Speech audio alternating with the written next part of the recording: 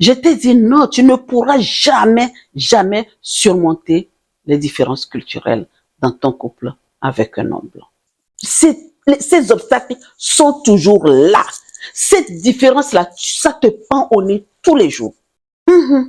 Mais oui, ben oui, tu es une femme forte, t'inquiète. T'inquiète que tu es une femme forte. Tu es une femme de pouvoir, princesse. Tu es une femme de puissance. Oui, tu pourras surmonter. Si tu poses la question, c'est comment surmonter les difficultés, les différences culturelles. Mais oui, mais de toute façon, même dans la relation, même vraie, mélanine contre plus mélanine, il y a toujours des difficultés de la différence puisque vous n'avez pas eu les mêmes éducations. Quand vous avez, même si même vous êtes né dans le même ventre, vous n'avez pas les mêmes éducations, il y aura toujours les difficultés à surmonter. Toi, tu t'es marié et tu es, je prends un exemple, tu es de Lomé et tu te maries quelqu'un de Kara. Mais il y a la différence culturelle. Mais c'est votre pays même. Mais il y a la différence culturelle. Donc oui, tu peux les surmonter, mais je vais te donner quelques pistes. D'accord? Je t'ai préparé quelque chose que tu peux observer et voir comment surmonter. Parce que les difficultés culturelles, ça, vous allez les en avoir. Ça, c'est clair et net. Dans un couple mixte, vous n'êtes pas de la même... C'est le début, excusez-moi, les débuts, c'est que vous vous êtes rencontrés, le cœur a battu, le cœur a parlé, comme dit une dame, que le cœur, quand le cœur parle, même le cerveau est obligé de se taire. Donc, les débuts, c'est le cœur qui a parlé, ou bien c'est le cerveau, je n'en sais rien. Mais bon, des fois, le cerveau parle et on pense que c'est le cœur qui parle. Ceux qui font du mal aux autres pensent que c'est le cerveau et le cœur qui a parlé, alors que le cœur n'est pas là pour faire du mal à une autre personne. Donc, je n'ai pas d'une histoire à te raconter, mais c'est juste, je vais te donner quelques pistes. Déjà, il faut que tu comprennes et acceptes les différences. La première des choses, que chaque personne est influencée par son éducation. On est d'accord? Tu es influencé par ce que tu vis et l'autre. Donc, sa culture et son histoire, il est très, très important de reconnaître que chacun a ses propres repères et valeurs. Il faut le savoir, il faut le souligner dès le départ. Prenez le temps, je n'arrêterai jamais de le dire, quand vous vous rencontrez, c'est la base qui est importante. Donc prenez le temps d'exposer vos cultures, respectives. Voilà, ma culture c'est ça, moi c'est comme ça, chez moi c'est comme ça, chez toi c'est comment. Et vraiment, parlez ouvertement de vos cultures. Ne cache rien. Si dans ta culture, c'est le vaudou que tu observes, parle-lui. S'il veut venir, il vient. S'il ne veut pas, basta. Parce que tu ne vas pas le cacher que le vaudou, et tu fais le vaudou et tu ne parles pas. Tu ne parles pas. Et si un jour, il faut vraiment que tu ailles faire quelque chose sur le vaudou, tu fais ça comment? Alors que c'est ta vie, c'est ta science. Écoute très bien. Les gens ont traduit le vaudou autrement. Ce que les gens pensent de vaudou, c'est pas ça, hein. Donc, faites très attention. Avant de l'expliquer que tu observes le vaudou, donne-lui l'explication du vaudou d'abord, avant de lui expliquer. Parce que dès qu'on appelle vaudou, là, tout le monde tremble comme une feuille, là. Voilà. Donc, la première des choses, il faut comprendre et accepter les différences. La deuxième chose, la communication ouverte et honnête. Vraiment, soyez honnête dans tout ce que vous dites. C'est pour ça que je dis, si tu observes vaudou, dis-lui tout de suite dans les médias. Donc, si c'est là qu'il veut, il reste. S'il ne veut pas, oh, il n'a qu'à partir. Voilà, c'est que la personne là ne t'aime pas. Si quelqu'un t'aime, la personne t'aime avec tout ce que tu es. Et n'oublie jamais de dire tout ce qui te tient à cœur. Oui, tout ce qui te tient à cœur, parle, ne cache rien et pose-lui des questions. Pose-lui des questions au lieu de faire des suppositions, au lieu de dire je suppose que je pense que... Non, non, non, pose la question et tu auras ta réponse. Évite vraiment les malentendus. C'est pour ça, je dis, la deuxième chose, c'est la communication ouverte. Il faut bien communiquer ouvertement. Écoute beaucoup et honnêtement, sois honnête déjà, sois honnête avec toi-même, envers toi-même, avant d'être honnête avec. La troisième chose, fais preuve d'ouverture d'esprit et d'empathie. J'en connais des gens qui sont tellement fermés et qui n'ont pas l'esprit ouvert. Accepte vraiment, il faut que tu acceptes que certaines choses puissent être perçues différemment selon le vécu de ta culture. C'est normal. C'est normal. Il y a des choses que toi, tu peux utiliser, tu peux faire que l'autre ne fait pas. C'est normal et il faut accepter. Et il faut vraiment voir les choses du point de vue de ton partenaire aussi. C'est pas que quand toi, ce que tu décides, c'est ça, c'est ça, c'est ça. Non, il faut que tu aies de l'empathie un peu. Ouvre ton esprit.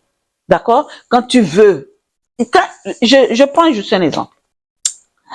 Moi, j'aime pas le fromage. J'aime pas. Le fromage, c'est pas mon truc. C'est pas, le seul fromage que j'aime, c'est la vache qui rit. Vous savez qu'on nous a tellement donné ça au pays. La vache qui rit. On est content. Maintenant, ici, là, tu es avec un white tea. Eux, c'est fromage. À la fin du repas, fromage. Fromage. Mais les débuts, je ne voulais pas. Aujourd'hui, j'accepte couper un petit bout des mentales. Mais les autres, là, ceux qui puent, là, je n'aime pas. Mais moi aussi, et j'ai mon affiti quand je fais mon repas. Hein. Il dit que, oui, ça pue comme le fromage. Et donc, lui, il appelle ça fromage africain. Donc, pour te dire que dans chaque culture, nous avons le truc. Moi, mon affiti, quand je le fais là, je suis contente. Lui, il n'est pas content parce que il prend l'odeur. Mais quand lui, il coupe son histoire de camembert ou quoi, là, je ne sais pas quoi, moi aussi, ça pue, hein, je ne veux pas, hein, je ne goûte pas. Hein. Voilà. Donc, chacun fait preuve d'empathie. Donc, et il faut que tu gères bien les regards des autres et leurs préjugés. Prépare-toi. Sois prête à leurs commentaires, à des commentaires extérieurs, à ce que les gens peuvent dire à ton entourage, même dans l'entourage de ton mari, sois prête, sois vraiment prête, toi princesse, parce que ça va jazzer, oui, ça va beaucoup jazzer, hein, ne t'inquiète pas, quand tu rencontres, tu es avec ton couple blanc là, en train de, waouh, la différence c'est là, c'est bien gros devant toi comme quelque chose, surtout quand vous sortez, et surtout que quand ta mélanine est bien prononcée, même si c'est pas prononcé, il suffit que tu as les cheveux crépus et tout ça là, tout est là pour dire tout ce que il y a à dire des trucs. Donc fais très attention et ne regarde rien. Avance seulement. Avance. Toi, tu sais ce que tu veux. Et tu sais ce que tu veux, surtout qui tu es. Tu connais ton identité. Et maintenant, tu veux qu'on respecte ta tradition? Respecte sa tradition et ses valeurs aussi. Que chacun respecte tout ça là. Que ça soit kiff-kiff. Clair, devant les clients. Il faut pas dire que oui, tu dois respecter mes traditions et pas moi. Parce que chaque personne a sa culture. D'accord? S'il accepte de porter ton bouba, tu vas accepter aller mettre sa veste, les vestes. Mais de toute façon, si vous vivez en Europe, tu seras obligé de porter pantalon avec veste parce que quand il fait froid, t'as pas le choix. Oh. Ok? C'est pas ton boubou là que tu vas porter pour ramasser les poussières par terre, non. Tu seras obligé de porter le pantalon. Donc accepte tout cela. Ok? Respecte bien la tradition des autres. Et puis les éduquer et sensibiliser son entourage. Pourquoi je dis qu'il faut éduquer et sensibiliser l'entourage? Dans nos familles là, nos amis là, eux, ils ont toujours des idées préconçues. Prends le temps de les expliquer que, écoutez-moi, l'amour diversifié là, ça me regarde que moi. C'est pas votre problème. Restez à votre place. Restez à votre place. Ne rentrez pas moi dans ma vie. Parle-leur avec fermeté, pas jouer, mais avec beaucoup de respect. Ta famille, il faut savoir comment tu vas parler de ta famille. C'est comme je dis, la famille, la seule chose qui leur fait peur, c'est que ils ont peur pour toi en fait. Est-ce que tu seras accepté dans la famille de l'autre? Est-ce que ceci? Est-ce que tu pourras continuer à observer la tradition? Rassure-les. Et maintenant, à la fin, construisez un projet commun. Donc, comment faire pour surmonter tous ces obstacles-là? Eh bien, je te les énumérer. Tu auras même dans la description tout ce j'ai préparé comme contenu. Tu les auras et tu peux les lire. Tu peux lire, reprendre. Écoute, au-delà des différences, hein, il est essentiel d'avoir une vision commune pour votre avenir. Il est très, très essentiel et primordial. Parlez de vos projets, les projets de vie, les projets normaux, de la manière dont vous voulez vraiment, vous avez hâte, vous souhaitez élever vos enfants. Ça, c'est très important.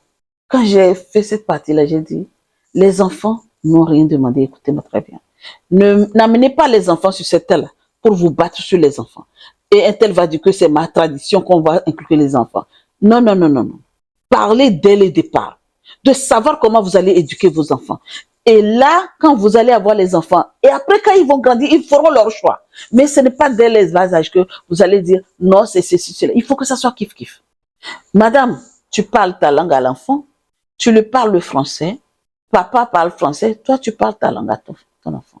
Oui, c'est les enfants des fois qui trinquent. Hein. T'as compris ça? Hein? Parce que moi, j'en ai vu des vidéos où je n'ai pas le temps pour vous raconter. Où les enfants, ils se déchirent pour les enfants. Les papas, c'est Simbara. Et regardez, s'il vous plaît, laissez les enfants là où ils sont. Ils n'ont rien demandé. D'accord? Donc, en conclusion, une relation interculturelle demande vraiment des ajustements.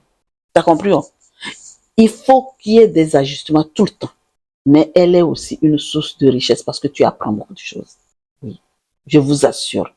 Je vous assure que j'ai appris. J'ai appris beaucoup de choses.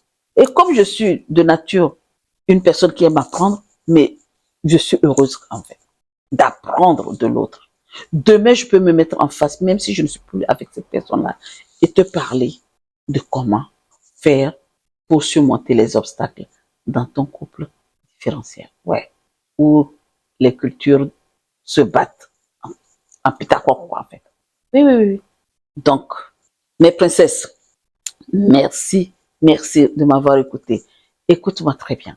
Toi qui m'as écouté jusqu'à la fin là, et qu'aujourd'hui tu es dans un couple mixte et tu as réussi à surmonter tous ces obstacles-là, tu as réussi à surmonter.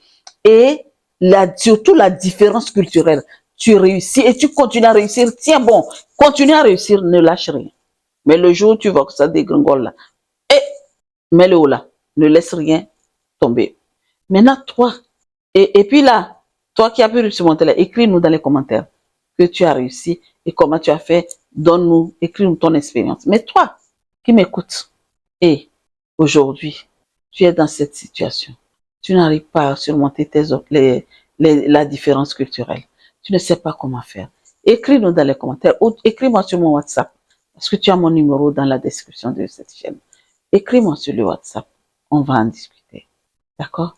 Voilà. Voici ma question. Princesse, toi qui m'écoutes là, est-ce que tu es prête à surmonter les différences culturelles dans ton couple mixte? À toi les commentaires. Sur ce, je vous souhaite une très belle journée. N'oubliez surtout pas de vous abonner, commenter, partager et aimer. À très bientôt.